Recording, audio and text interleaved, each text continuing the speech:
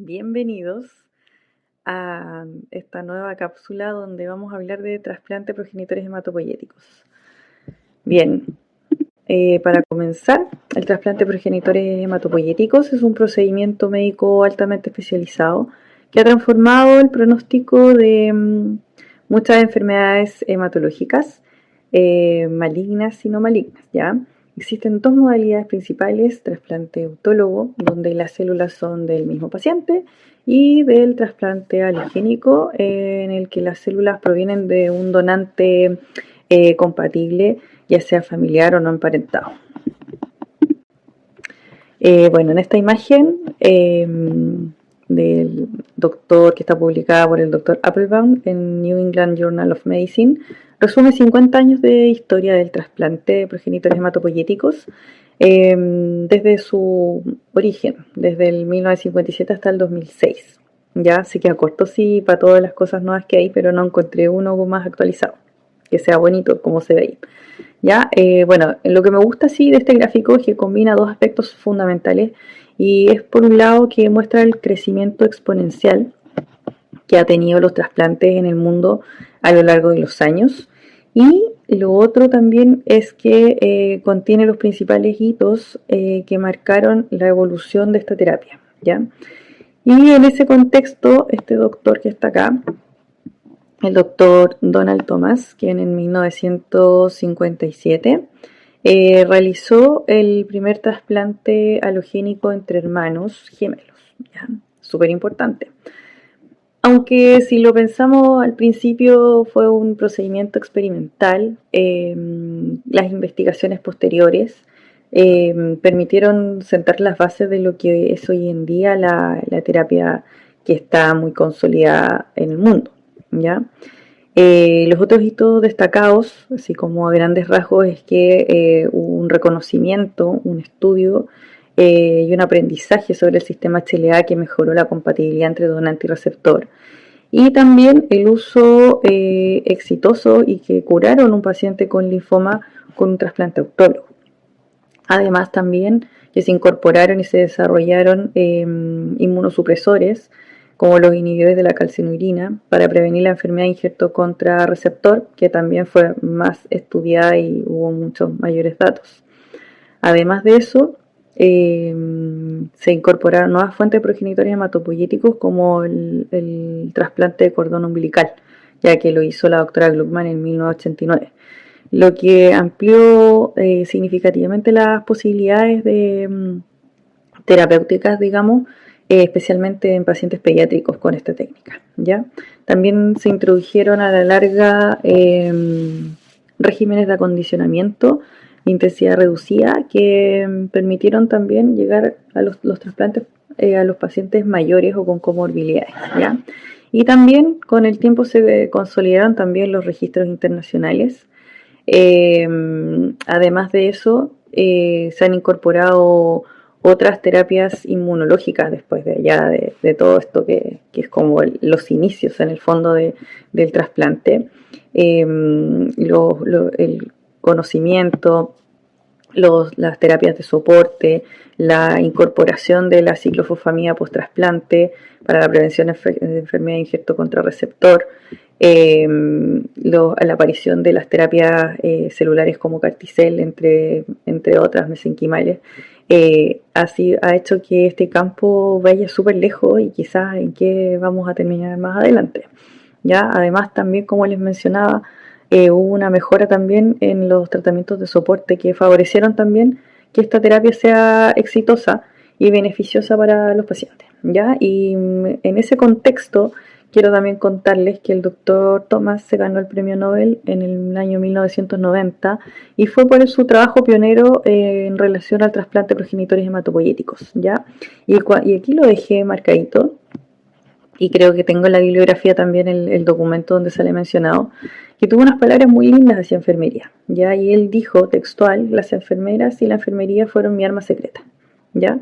Sin quienes no habría alcanzado mis objetivos, ¿ya?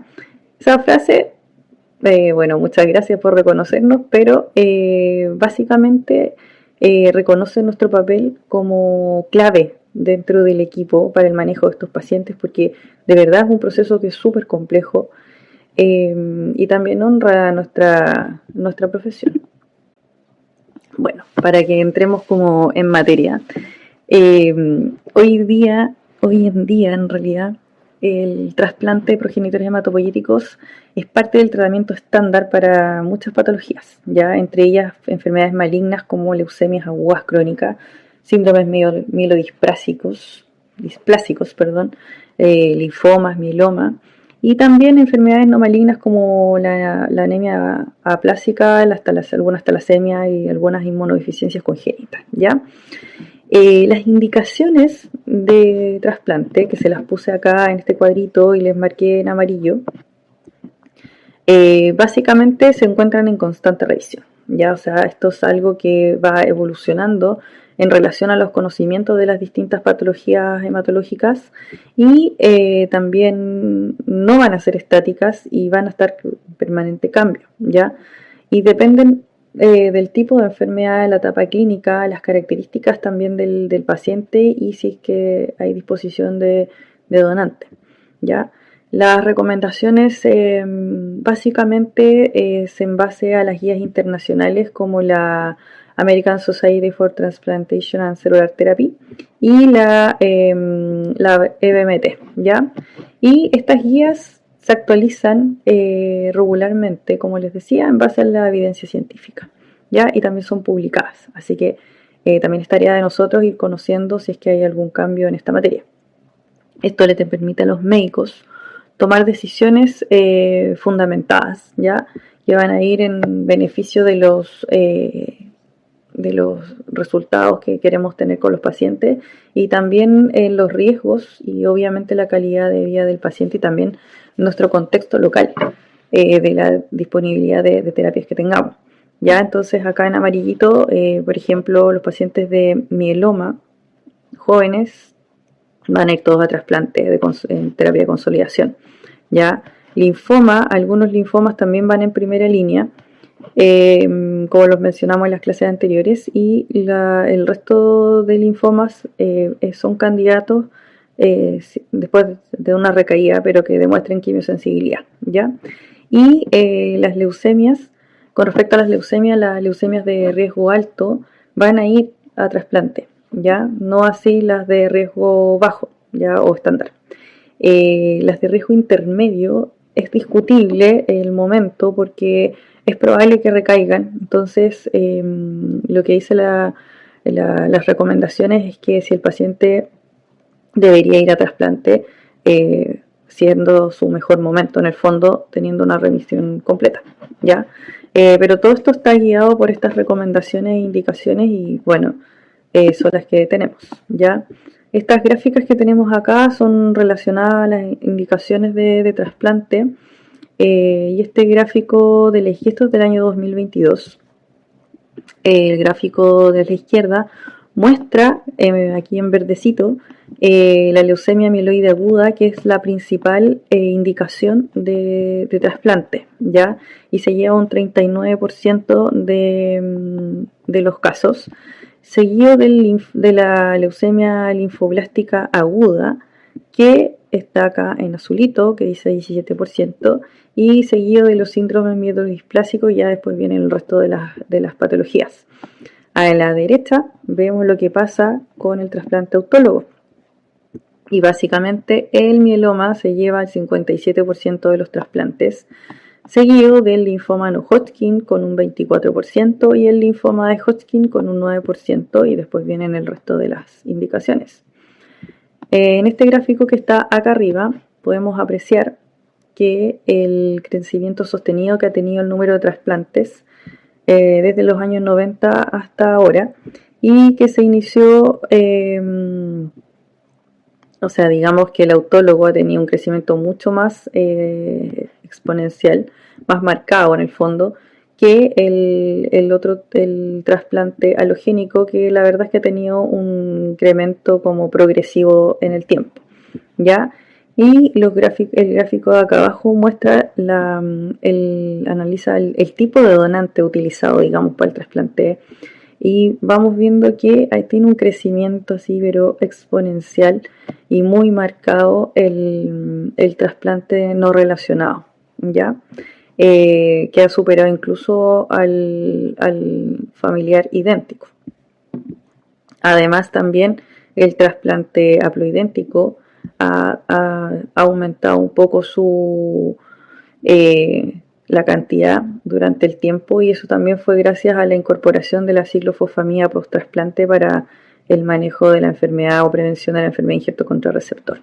Bueno, todos estos datos reflejan no solo el aumento en las indicaciones, sino también el acceso que hay al trasplante, ¿ya? Y obviamente que la oportunidad de tener donantes no relacionados gracias a los bancos internacionales ofrece esta terapia a un número mayor de pacientes. Dentro de del trasplante de progenitores hematopoyéticos tenemos varios objetivos, ya, pero el principal es curar o controlar la enfermedad, ¿ya? Tanto malignas como no malignas, ¿ya? A través del reemplazo o rescate de la médula ósea. Entonces, en el trasplante halogénico buscamos reemplazar la médula ósea enferma por una sana, y esto proviene de un donante que es compatible. Además, con esto vamos a restaurar la función hematopoyética y ofrece un beneficio inmunológico adicional que ustedes lo van a escuchar, como el efecto injerto contra leucemia, ¿ya? O injerto contra tumor, ¿ya? Entonces, esto es donde estas células del donante ayudan a eliminar las células malignas residuales del receptor, ¿ya? En contraste, el trasplante autólogo, lo que se utilizan son las células del mismo paciente, y esto tiene como objetivo principal permitir la administración de quimioterapia de alta intensidad con un rescate posterior de la médula con las células que ya guardamos, ¿cierto? Entonces, esta modalidad se utiliza principalmente en enfermedades como el mieloma o el linfoma, y en ambos casos, digamos, queremos mejorar la supervivencia libre de enfermedad, ¿ya? Y en muchos casos alcanzar la curación. Sabemos que el mieloma no tiene cura, solamente alargamos el tiempo que el paciente no va a requerir quimioterapia, o sea, vamos a mantener la enfermedad como escondida o de alguna manera crónica, ¿ya? Pero en linfoma queremos curarlos, ¿ya? También estas terapias se pueden utilizar para enfermedades hereditarias, como ya lo había mencionado anteriormente. Y bueno, en definitiva, en resumen, el trasplante busca no solo erradicar la enfermedad de base, sino también restablecer la función inmunohematopoyética del paciente, permitiendo una recuperación y en muchos casos, en lo posible, que el paciente vuelva a su vida normal, ¿ya?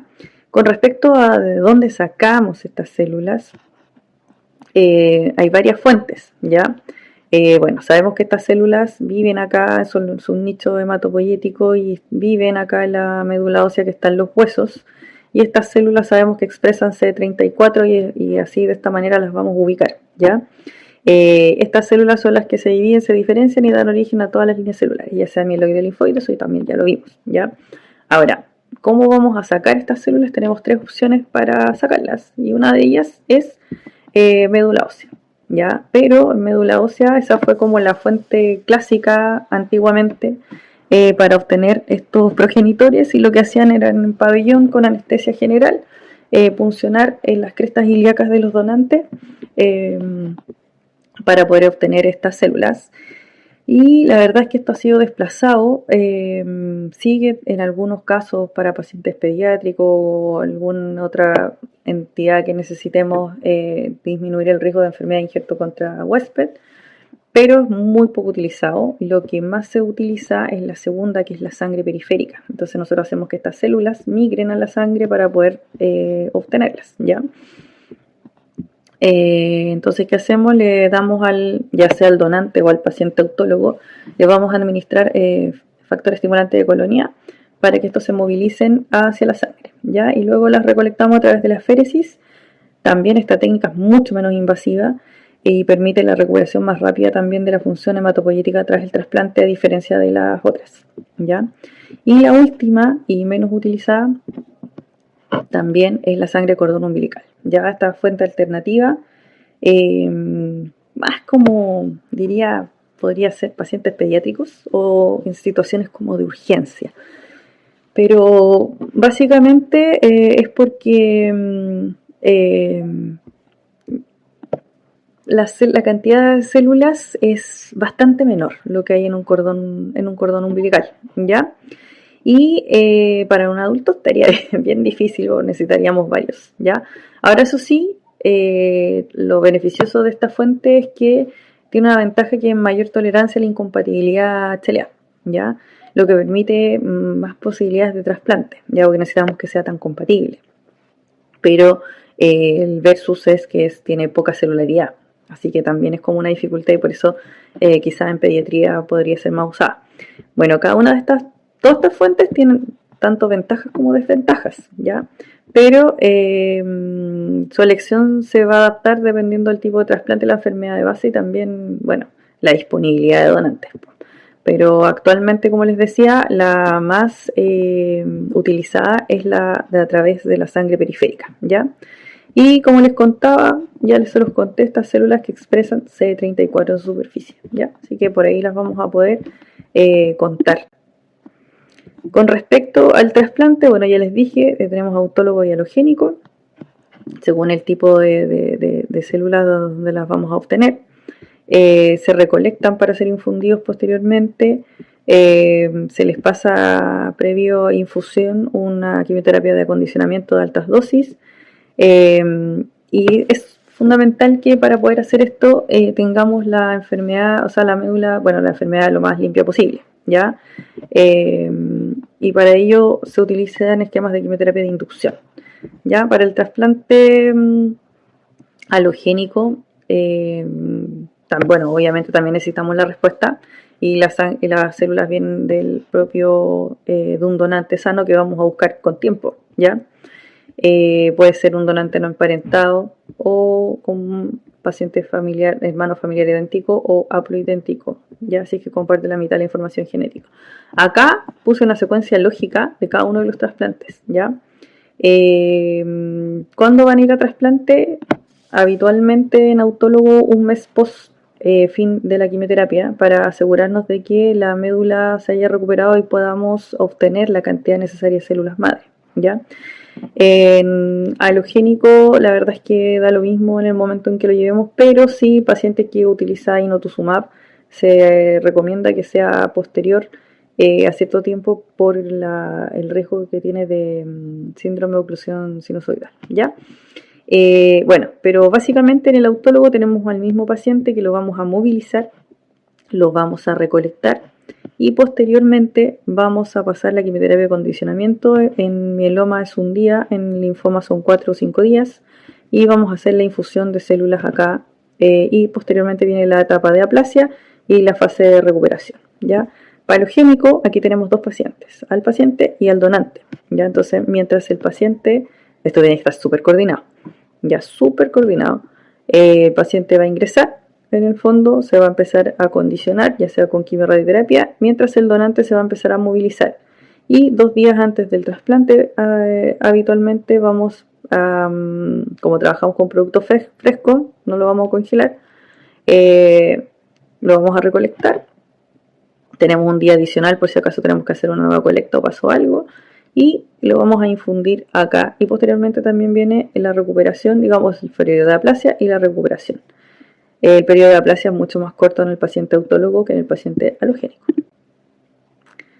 Con respecto a la selección del donante, primero para entender el trasplante necesitamos conocer el sistema HLA, ¿ya? Que corresponde a un sistema al sistema de antígeno leucocitario humano, ¿ya? Esto es como básicamente reconocemos las cosas extrañas, ¿ya? Está formado por un conjunto de genes que están ubicados a lo largo del cromosoma 6, en el brazo corto del cromosoma 6, ¿ya? Que ahí tenemos que está acá, y está el A, B, C, y tenemos el de R, de Q y de P, ¿ya? Y cada persona, bueno, y aparte de eso, también cada persona va a heredar dos haplotipos, ¿ya? ¿Cierto? Tenemos la mamá y el papá, que tiene sus dos haplotipos derivados de sus padres, y aquí también. Y los hijos van a heredar la mitad, o sea, uno de cada uno, ¿ya? Esto va a determinar el perfil de histocompatibilidad, ya es como nuestra huella genética. Entonces la probabilidad de que dos hermanos sean idénticos es del 25%, ya esto es por probabilidades. Sin embargo, no todos los pacientes van a encontrar un hermano compatible disponible, ¿ya? Y en estos casos o recurrimos a alguien que tenga la mitad de la información genética o vamos a buscar un donante no emparentado, ¿ya? Entonces, la alternativa en muchos casos es si no tenemos mucho tiempo y no disponemos de una búsqueda, de poder realizar una búsqueda en un banco de donantes, es buscar a alguien haploidéntico que comparte la mitad de la información genética, ¿ya? Esta modalidad igual ha mostrado buenos resultados y también ofrece como ventajas importantes porque es rápida de disponibilidad y es mucho más sencilla la logística, ¿ya? Ahora, acá, por ejemplo, hay un ejemplo de un pacientito que era muy amoroso, donde sus papás y él eran 4 hermanos, ¿ya? Y él tenía este hermano que era igual a él, ¿ya? Así que se cumple la regla del 25%, ¿ya? Entonces, todo su estudio, eso sí, este era un estudio de resolución intermedia, si no me equivoco, o más bien baja. Entonces nos fijamos que tienen igual al hermano, ¿ya? Y estos hermanos, después cuando lo puedan ver, se van a dar cuenta que estos 3 hermanos y el que está detrás mío eran los 3 iguales entre ellos, ¿ya? ¿Sí? Igual es como raro, pero existe la posibilidad, porque todo es por probabilidades, ¿ya? Pero este chiquillo tenía un donante familiar idéntico que era su hermano, ¿ya? En definitiva, la elección del tipo de trasplante, de la fuente, va a depender de muchas cosas, de la enfermedad de base, la urgencia, la disponibilidad, las condiciones también del paciente y gracias a las nuevas estrategias, la verdad es que el paciente trasplante haploidéntico también tienen un buen resultado algunos. Eso sí, tienen más complicaciones, ¿ya? Pero en el momento que sabemos que un paciente es candidato a trasplante, ojalá poder realizar el estudio HLA de alta resolución, ¿ya? O sea, con los logis A, B, C, DRB1, DQ y DB, ¿ya? Porque así podemos hacer la búsqueda en los bancos internacionales, ¿ya? Y a los familiares les podemos hacer de baja resolución o resolución intermedia, ¿ya? Siempre recordar la probabilidad de encontrar un hermano HLA idéntico igual es bajo, 25%, y también eso va a depender de la función de cuántos hermanos tengamos, pero si no tenemos que extender la búsqueda a buscar un haploidéntico y ahí incluimos a más familiares. Entonces, si encontramos un hermano HLA idéntico, esa es la elección, ¿ya? Si no encontramos, y es por eso que ojalá se pudieran hacer los estudios de los pacientes, ojalá en alta resolución, es para poder hacer la búsqueda internacional, ¿ya? Y para llegar a eso, si es que no tenemos un hermano idéntico, ¿qué hacemos? Dos opciones, ¿tenemos tiempo o no tenemos tiempo? Si tenemos tiempo, nos da la opción a buscar un donante no relacionado. Si no tenemos tiempo, tenemos que buscar un donante familiar que sea haploidéntico, o sea, que comparta la mitad de la información genética, ¿ya? Ahora, y eso es como lo que más o menos se describe aquí en este diagrama, ¿ya? Si no tenemos, bueno, lamentablemente, eso es otra cosa antes que se me olvide, en el sistema público no cubre el trasplante de donante no emparentado, ¿ya? Así que igual es una pena porque tiene muchas menos complicaciones que usar un haploidéntico, pero es la opción que tenemos por ahora. En el resto del sistema está cubierto porque esto tiene código FONASA. Entonces, obviamente igual el paciente paga el copago. Ahora, bueno, si logramos tener el estudio en alta resolución, nosotras como enfermeras coordinadoras lo subimos al registro y hacemos una búsqueda preliminar para ver si es que tiene donantes y de dónde son, ¿ya? Y ahí te muestra todo, ahí te mandan un reporte de todos los donantes que tiene el paciente. Hay unos que tienen muchos donantes en todo el mundo y hay otros que tienen que no tienen muchos, y también hemos tenido la suerte de que muchos de nuestros donantes se encuentran su donante aquí en Chile, lo cual sale harto más económico. Así que un llamado a que todos se registren para ser donantes. ¿Qué otra cosa? Ah, sí, ya me había volado, pero ahora me acordé. Antes que se me olvide, seguimos con las consideraciones de qué vamos a hacer, cómo vamos a elegir, cómo los doctores eligen en realidad. Pero todos tenemos que saber cómo se hace, ¿ya? Se considera la edad, ¿ya? En los donantes a menor edad, mayor sobrevida global, ya, eso está súper estudiado. Y ahora también se sabe, a través de todo este estudio y estos análisis de muchos casos en el fondo, que cada 10 años de aumento en la edad del donante por sobre como los 18 años, hay un aumento del 5.5% del riesgo de mortalidad global, ¿ya? Por eso muchos bancos de donantes solamente reciben pacientes, o sea, donantes hasta 40 años. ¿Ya? Lo otro también es el estado del citomegalovirus. ¿Ya? Se desea que si el paciente es citomegalovirus positivo, que el donante también lo sea. ¿Ya?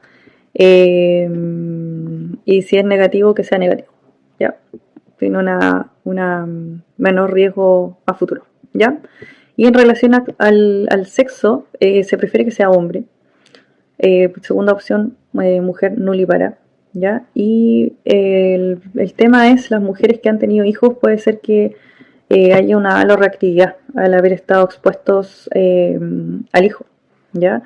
Entonces por eso no se prefiere y preferencia, o sea, en realidad el mejor donante siempre va a ser joven, hombre, eso. Ya, entonces sería como la última opción. Con respecto al grupo sanguíneo, la verdad es que no es una contraindicación, ¿ya? Ahora, si bien se intenta que sea el mismo grupo, pero no es una contraindicación para realizar el trasplante. Los pacientes que tengan una incompatibilidad mayor tienen un alto riesgo de hemólisis, pero medida por anticuerpos. El injerto puede que se demore un poquito más o que haya una aplasia pura serie roja, ¿ya? Que en realidad va a definir que haya más soporte transfusional y quizás un riesgo mayor de enfermedad de injerto contra receptor, ¿ya? Pero es baja la probabilidad que eso ocurra y bueno, no es una contraindicación absoluta.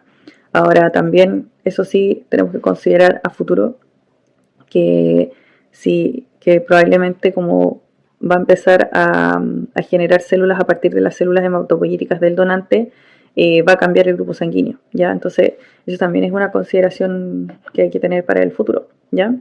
En estos pacientes. Pero bueno, siempre que sea posible, se va a escoger a donantes compatibles, ¿ya? Pero no es una contraindicación. Y otra también, la compatibilidad HLA en DPB1, ¿ya? Entre donantes que tengan algún mismatch, o sea, que tengan alguna diferencia, tienen que ser mismatch permisivos, ¿ya? Por sobre los no permisivos. Y ahí hay un listado y hay unas páginas donde se pueden calcular y meter todo esto y ver y definir y decidir, ¿ya? Ahora, si trasplantamos a alguien con un mismatch no permisivo, se asocia a una mayor mortalidad y desarrollo de enfermedad de injerto contra receptor, ¿ya? Bueno, a los donantes se les hace un completo estudio previo de cuáles serían las contraindicaciones absolutas. Yo diría que hay, pero igual son difíciles, la verdad nunca me ha tocado así como encontrarme con algo raro, pero bueno, obviamente el VIH es una contraindicación, el riesgo de transmisión de enfermedades causadas por priones, presencia de historia de de enfermedades tumorales malignas, ¿ya? Así que por eso también es súper importante la anamnesis, y cuando buscamos al donante todas estas cosas van a estar consideradas, ¿ya? No solamente van a tener control con el médico, sino que también van a tener un control con nosotros en las enfermedades de trasplante. Pero se hace un estudio pretrasplante, se ve la serología y se elige el mejor candidato. Lo otro también súper importante en estos pacientes es que el consentimiento informado tiene que estar sí o sí firmado antes de, porque el donante no se nos puede echar atrás cuando tenemos ya todo organizado, ¿ya? Así que siempre eso tiene que estar firmado de mucho antes. Y con respecto a DKMS, o sea, los registros donde nosotros hacemos las búsquedas, también nosotros damos fechas tentativas cuando se organiza esto, y cuando ya se confirma, el donante es el que decide, en el fondo, un poco da la venia con las fechas que nosotros planificamos, ¿ya? Así que, pero todo esto es súper coordinado. Bueno, con respecto a la movilización de progenitores hacia la sangre, esto es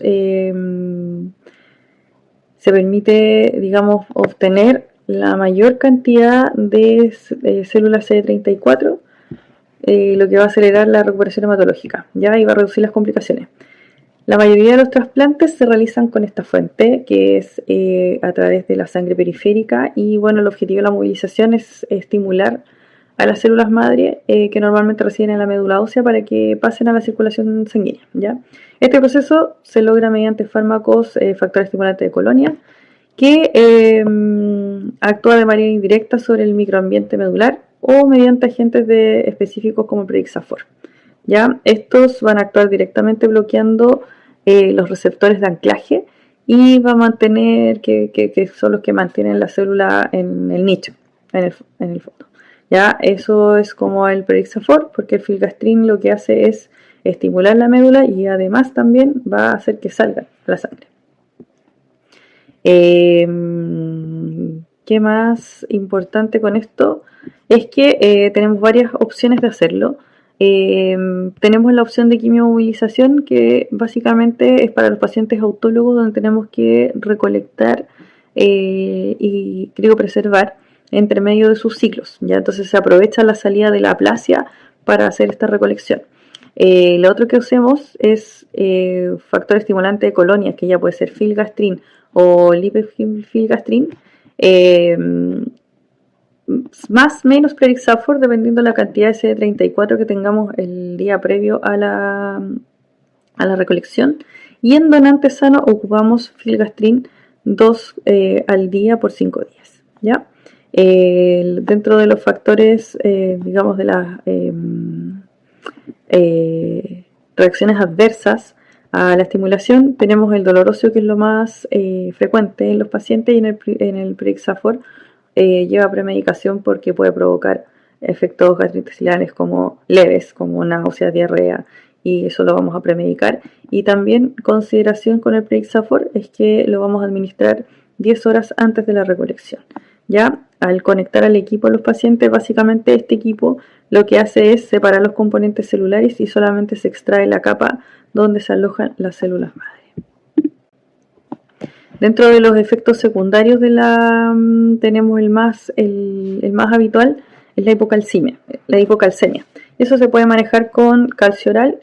Nosotros en nuestro centro quedan con una infusión de calcio desde el inicio hasta el fin de la infusión, de la recolección. ¿Ya? Esto va a ir desde hormigueos, ¿cómo se llama? Adormecimiento peribucal, un poquito de ansiedad y en casos fuertes de tetania, pero finalmente con el uso del calcio endovenoso, la verdad es que es muy baja la probabilidad que esto ocurra. También hay otras toxicidades que pueden pasar. También podemos tener una trombocitopenia. Y acá es importante evaluar como el recuento del paciente antes también, y por si requiere de transfusión, porque el equipo igual se adhiere a las paredes, la las plaquetas, se adhieren a la superficie de la máquina de aféresis. Entonces es súper importante conocer eso también. Lo otro también que puede ser sintomatología asociada a hipovolemia, y en realidad ahí lo que se hace es ajuste del flujo de extracción, ya así es que empezamos con otro. Y lo otro también es el mal funcionamiento del catéter, que eso también es súper importante, que si el catéter está disfuncional, no deberíamos usarlo y debería ser revisado por anestesia o por vascular, ya, porque ha pasado en ciertas ocasiones que quedan mal instalados y han quedado como haciendo hemostasia y finalmente el catéter había perforado algo y los pacientes terminan fallecidos, ya, así que es súper importante manejar esto. Básicamente también la mayoría de las veces se hace por vía periférica y en los donantes se hace todo esto periférico, ¿ya? Importante con respecto al acondicionamiento, que es el pilar del proceso de trasplante por genitores, porque consiste en la administración de quimioterapia o radioterapia en los días previos a la infusión celular, y su finalidad es erradicar la enfermedad, las células malignas, y como ocurre como ocurre, claro, en las leucemias. Y esto es como una bomba atómica, ya, en la médula. Entonces destruimos todo lo que hay ahí. Ya, también lo que vamos a hacer es generar un poco de inmunosupresión, que va a permitir que no haya un rechazo, ¿ya? Ahora, esto no se aplica al trasplante autólogo, lo del tema del rechazo, porque ahí infundimos las propias células del paciente, así que ahí no pasa nada, ¿ya? En los últimos años también se han desarrollado esquemas menos intensivos, que son los de acondicionamiento de intensidad reducida. Y esta estrategia busca reducir la toxicidad, especialmente para pacientes mayores con comorbilidades, ¿ya? Y se apoya también del efecto inmunológico del injerto versus tumor, ¿ya? Para eliminar también el resto de células. Entonces acá tenemos que existen acondicionamientos que van a tener mayor intensidad, pero mayor toxicidad, ¿ya? Y a medida que si tengo esto, voy a tener menos enfermedad de injerto contra receptor. Pero si le bajo la intensidad, tengo más riesgo de ser enfermedad de injerto contra receptor. Básicamente, ninguno de estos es superior al otro, porque finalmente acá igual voy a tener más mortalidad por toxicidad, o acá voy a tener más mortalidad si le bajo la intensidad por digamos, por la enfermedad, o sea, por los efectos secundarios, ¿ya? Así que ninguno de estos es superior al otro, ¿ya? Y esto básicamente, acuérdense que es destruir todo lo que está en la médula. Dentro de las medidas generales tenemos las profilaxias antieméticas, la crioterapia, se usa Melphalan para prevención de mucositis inducida por quimioterapia. Tenemos que mantener una correcta hidratación. Tenemos que también considerar con respecto a esto las comorbilidades que pueda tener el paciente, el MESNA y la hidratación en los pacientes que usan ciclofosfamida para reducir el riesgo de la cistitis hemorrágica. En los protocolos con busulfán necesitamos la profilaxis anticonvulsivante, que ya puede ser por fenitoína o por levetiracetam, y siempre la asesoría también con los químicos farmacéuticos. Estos pacientes son polifarmacia, así que tenemos que reducir al máximo el riesgo de las interacciones. Importante el balance hídrico y el peso cada 12 horas para poder definir el manejo del volumen de los pacientes. En relación a la porque como les mencionaba, los acondicionamientos pueden tener quimioterapia y o radioterapia, ¿ya? Y esto también, ¿por qué? Porque combina una buena capacidad inmunosupresora y tiene una gran actividad antineoplásica, con la ventaja adicional de alcanzar las zonas santuario, ya como el sistema nervioso central o la zona testicular, que son que tienen resistencia, digamos, al paso de la quimioterapia muchas veces, ¿ya? Y también importante que esto va a impedir la resistencia cruzada en el fondo con los agentes farmacológicos, ya sea irradiación medular total o TBI, ya que son distintas. Mayores dosis se siguen de mayor eficacia, pero con mayor toxicidad, ¿ya? Sobre todo en la parte gastrointestinal y pulmonar. Ya por eso limita la dosis a 12 grays. Y acá la importancia del fraccionamiento de la dosis, porque van a ver que los esquemas son dos veces al día. Esto va a permitir reducir la toxicidad y ofrecer un mejor perfil de seguridad, ya sin reducir la eficacia. En general, como les decía, son 2 veces al día, separado mínimo por 6 horas.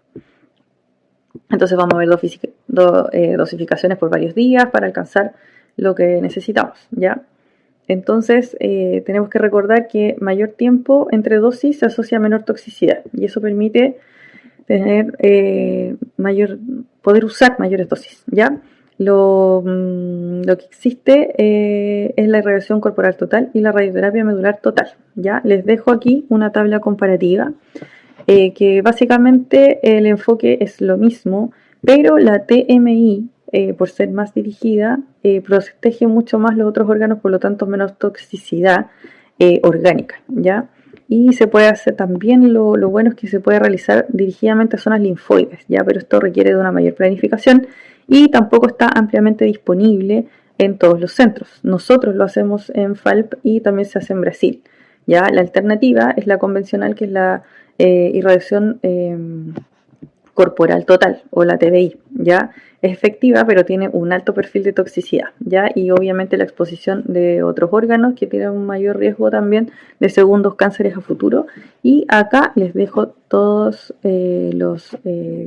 las reacciones adversas que podamos encontrar con el uso de la radioterapia. Con respecto a la inmunosupresión y el uso de ciclofosfamida, esto presenta como un desafío en realidad inmunológico, porque necesitamos que el injerto no sea rechazado en el fondo, o sea, que lo acepte. Y al mismo tiempo también tenemos que evitar que las células del donante ataquen a nuestro receptor, y ahí es cuando se genera esta enfermedad de injerto contra receptor, ¿ya? Entonces siempre recordar que aquí es el injerto el que va a atacar el cuerpo, ¿ya? Al receptor. Bueno, aquí el uso de inmunosupresores es fundamental, ¿ya? Tenemos, como ya les mencionaba, dos objetivos: facilitar el injerto y prevenir la enfermedad de injerto contra receptor. Y para ello tenemos varias estrategias, desde la elección del donante, en algunas partes fuera de Chile, depresión de linfocitos. Lo más habitual también son las combinaciones de fármacos, pero le lleva la inmunosupresión, ¿ya? Y eso va a ser con inhibidores de la calcineurina, que puede ser ciclosporina, o el tacrolimus, que es como lo más importante del tratamiento. Y también van a actuar bloqueando la producción de interleuquina 2, ¿ya? Y así evitamos la activación de los linfocitos T. Ya se combinan en algunos lugares, como no, bueno, acá en general no lo vamos a ver, pero en otros países los pueden combinar a veces con metotrexato o con otro inmunosupresor, ¿ya? También existen otros que son los inhibidores del mTOR, que es como el sirolimus, se llama sirolimus, y también los corticoides, pero los corticoides en realidad se usan más para tratamiento. El tacro, eso sí, se ha demostrado ser más eficaz que la ciclosporina, ¿ya? En reducir la incidencia de enfermedad de injerto contra receptor aguda, y eso es como un dato, ¿no? En conclusión, con respecto a esto, es importante la estrategia inmunosupresora adecuada, ya así, y con una vigilancia estrecha, así que van a ver que estos pacientes van a tener niveles de inmunosupresor, ya, y es clave que nosotros estemos monitoreando todo esto, ya. Otra cosa también importante para la prevención de la enfermedad de injerto contra receptor es el uso de la ciclofosfamida post trasplante, ya. Este es un agente que es alquilante, que inicialmente fue desplazado en algún minuto se usó, pero después se cambió por la ciclosporina, y que hace poco, no sé, 10, 20 años quizá, como que recobró un poco el protagonismo como protagonista en el fondo igual, gracias a la reincorporación, pero en el uso post trasplante, ¿ya? Especialmente también, bueno, muy mencionada en la literatura en el trasplante periodontico. Entonces, cuando se administra en los días más 3 y más 4 post infusión, La ciclofosfamida actúa selectivamente sobre los linfocitos T aloreactivos que se están expandiendo rápidamente. Ya estos son los linfocitos T a partir de las células del donante, ya importante, que son responsables de la enfermedad de injerto contra receptor y que son eliminados como en el momento justo, ya. Y lo interesante de todo esto es que a pesar de la toxicidad celular, la ciclofosfamida no daña las células madre, ya, porque nos podemos preguntar, ¿y por qué voy a matar las células o tengo miedo? No, no pasa nada, ya. Y no pasa nada porque las células madre tienen un alto nivel de una enzima que se llama ALDH, ya, o aldehído deshidrogenasa, ya. Y esta enzima convierte el metabolito activo en la mostasa fosforamida, que es una forma inactiva y que no es tóxica, ¿ya? Entonces por eso podemos usar altas dosis de ciclofosfamida sin comprometer el injerto, ¿ya? Y esto también es importante porque es un efecto como selectivo, ¿ya? Entonces va a favorecer la expansión de los linfocitos T reguladores también, ¿ya? Y también va a ayudar a controlar de alguna manera la respuesta inmune residual, ¿ya? Entonces esto es súper, súper bueno. Ahora, ¿qué es importante? Que lo escribí como por aquí, que no hay que iniciarlo antes de los inmunosupresores, ¿ya? Porque estos podrían impedir esta expansión de los linfocitos, entonces la ciclofosfamida necesita eliminarlos. Entonces por eso nunca van a ver que los inmunosupresores van a partir antes de la ciclofosfamida, siempre van a partir después. Ya, lo otro también importante es que después de la infusión, como que de repente aparece como un síndrome febril en los pacientes, y esto básicamente es por la liberación de citoquinas, ¿ya? En estos casos se recomienda no usar corticoides para no interferir con la eficacia de la ciclofosfamida, ¿ya? Eso es como consideraciones y lo que vamos a ver como en la literatura, ¿ya? Así que, en resumen, la ciclofosfamida post-trasplante es una estrategia que es eficaz, ¿ya? Para la prevención de la enfermedad de injerto contra receptor.